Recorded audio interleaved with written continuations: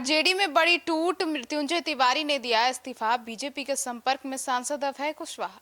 नमस्कार, आप देख रहे हैं सिटी पोस्ट लाइव। मैं हूं सृष्टि राज। बांकीपुर उपचुनाव से पहले बिहार के सियासी गलियारों से बड़ी खबर सामने आ रही है। आरजेडी के सबसे प्रखर प्रवक्ता मृत्युंजय तिवारी ने इस्तीफा दे दिया है और जानकारी के अनुसार मृत्युंजय तिवारी ने आरजेडी के प्रदेश अध्यक्ष मंगनीलाल मंडल से मिलकर पार्टी के प्रवक्ता समेत सभी पदों से इस्तीफा दे दिया है। अब इसी बीच औरंगाबाद से आरजेडी सांसद अभय कुशवाहा के भी बीजेपी के संपर्क में होने की चर्चा ने बिहार की राजनीति का तापमान और बढ़ा दिया है।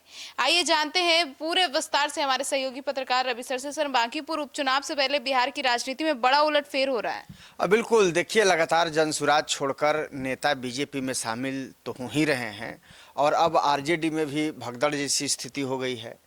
और आरजेडी के सबसे तेज तरार प्रवक्ता जिनको माना जाता है मृत्युंजय तिवारी को, अब उन्होंने इस्तीफा दे दिया है और अपने इस्तीफे की पुष्टि करते हुए उन्होंने कहा है कि उन्होंने पार्टी कार्यालय में प्रदेश अध्यक्ष और अन्य जो वरिष्ठ नेता हैं उनकी मौजूदगी में अपना इस्तीफा सौंप दिया है। और उन्होंने ये भी कहा है कि पार्टी में उन्हें उचित सम्मान नहीं मिल रहा है। तो आप समझ रही हैं कितना बड़ा आरोप लगा रही हैं, जिसके कारण उन्होंने यह फैसला लिया। और उन्होंने ये भी कहा है कि आज पार्टी कार्यालय में प्रदेश अध्यक्ष के जो वरिष्ठ सदस्यों के समक्ष मैंने इस्तीफा दे दिया है और मैं जनता का सेवक हूं और आखिरी सांस तक जनता का सेवक ही बनकर मैं काम करता रहूंगा। हालांकि उन्होंने अपने अगले राजनीतिक कदम को लेकर के फिलहाल कोई खुलासा नहीं किया है, मतलब कि वो आगे क्या ऐसे ही समाज सेवा करेंगे या फिर किसी अन्य दल से वो जुड़ने की कोई उनकी कोशिश है या फिर किस तरह से आगे अपना कार्यक्रम करेंगे, उसके अलावा उन्होंने नहीं किया है। लेकिन आपने सही सवाल किया कि आरजेडी में जो टूट की जो खबर है, ये आरजेडी को बहुत बड़ा झटका है। इसलिए बड़ा झटका है कि मृत्युंजय तिवारी काफ़ी तेज तरार नेता माने जाते हैं, प्रखर वक्ता के रूप में माने जाते हैं और आरजेडी के तरफ से वो हमेशा पार्टी के पक्षों को वो रखते रहे हैं। लेकिन अब आरजेडी कि अब ऐसे दिन आ जाएंगे कि इतने तेज तरार नेता भी पार्टी का दामन छोड़ देंगे, पार्टी का साथ छोड़ देंगे और आरोप ऐसा लगाएंगे कि उन्हें पार्टी में सम्मान नहीं मिल रहा है।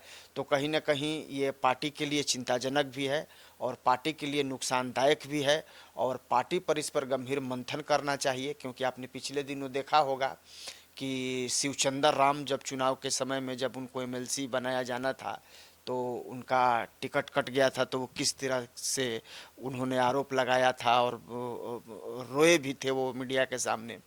तो और उन्होंने भी इसी तरह का आरोप लगाया था।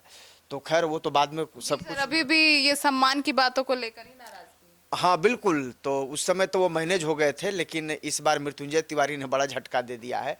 और मृत्युंजय तिवारी पिछले कुछ समय से पार्टी में अपनी भूमिका और संगठन में मिल रहे महत्व को लेकर काफ़ी असंतुष्ट भी चल रहे थे और इसी नाराज़गी के चलते उन्होंने पार्टी छोड़ने का फैसला लिया।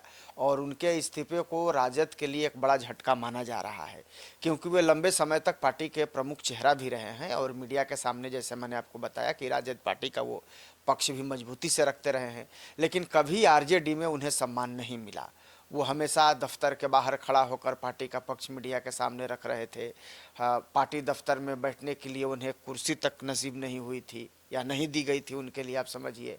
और उनके ऊपर योग्य लोगों को बैठा दिया गया था और लगातार उनका अपमान भी चल रहा था। यही तो आरोप वो लगा रहे हैं ना कि भाई मैं पार्टी का प्रखर प्रवक्ता हूँ, मैं पार्टी के पक्ष को हमेशा मीडिया के सामने रखता हूँ या पार्टी के हित की बात करता हूँ, संगठन के लिए ईमानदारी से काम करता हूँ, पार्टी से मैं लंबे समय से जुड़ा रहा हूँ, पार्टी में मेरी एक अलग छवि है। लेकिन पार्टी के अंदर ही जब मुझे सम्मान नहीं मिलेगा, मुझे कार्यालय में कुर्सी तक नहीं मिलेगी बैठने के लिए, तो ये मेरा अपमान नहीं है तो और क्या है। और यही कारण है कि अब वो नाराज चल रहे थे काफ़ी समय से। अब जब नाराज़गी का जब पारा अपार हो गया तो उन्होंने अब प्रदेश अध्यक्ष के समक्ष अपना इस्तीफा सौंप दिया है और अब पार्टी पर अपमान करने का आरोप भी लगा रहे हैं। तो तेजस्वी की क्या मजबूरी है कि इस तरीके के प्रवक्ता की भावनाओं का ध्यान नहीं रख पा रहे हैं? देखिए, मृत्युंजय तिवारी ने कहा है कि उन्होंने अपनी नाराज़गी की जानकारी कार्यकारी अध्यक्ष तेजस्वी यादव को भी दे दी है। उन्होंने ये भी कहा है कि तेजस्वी यादव उनकी बात समझते हैं, लेकिन उनकी क्या मजबूरी है या वह नहीं जानते। हालांकि उन्होंने किसी व्यक्ति का नाम लेने से इनकार किया है, लेकिन इसका आप मतलब समझ सकती हैं कि मृत्युंजय तिवारी को भी लगता है कि अब ऐसा समय आ गया है कि तेजस्वी यादव भी स्वयं निर्णय नहीं लेते हैं। लगता है कि वो भी अपने सिर्फ सलाहकार के लोगों के बीच में ही फंसे हुए हैं।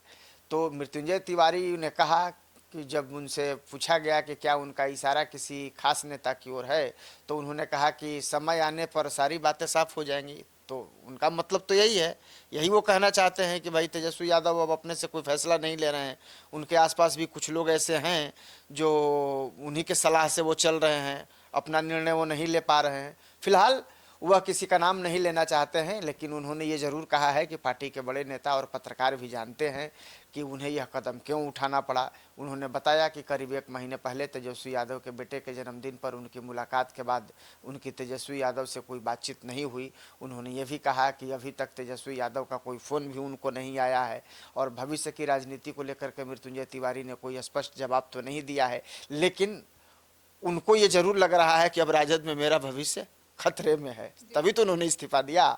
तो फिलहाल उन्होंने कहा है कि उनका पूरा ध्यान इस्तीफे पर है और आगे क्या फैसला होगा यह समय आने के बाद बताया जाएगा। उन्होंने किसी दूसरी पार्टी में जाने की संभावना पर अभी तक कोई तो टिप्पणी नहीं की है, लेकिन अब उम्मीद जताई जा रही है कि शायद हो सकता है कि जैसे शिवचंद्र राम में डैमेज कंट्रोल हुआ था, इस मामले में भी शायद पार्टी डैमेज कंट्रोल करे, मृत्युंजय तिवारी को मनाने का कोशिश करे। लेकिन मृत्युंजय तिवारी खुद जैसा बता रहे हैं कि दिलचस्पी ज़्यादा तेजस्वी यादव भी इसमें नहीं दिखा रहे हैं, तो उम्मीद ऐसी कम ही लग रही है। अब ऐसे में मृत्युंजय तिवारी का अगला कदम क्या होगा ये देखना भी दिलचस्प होगा।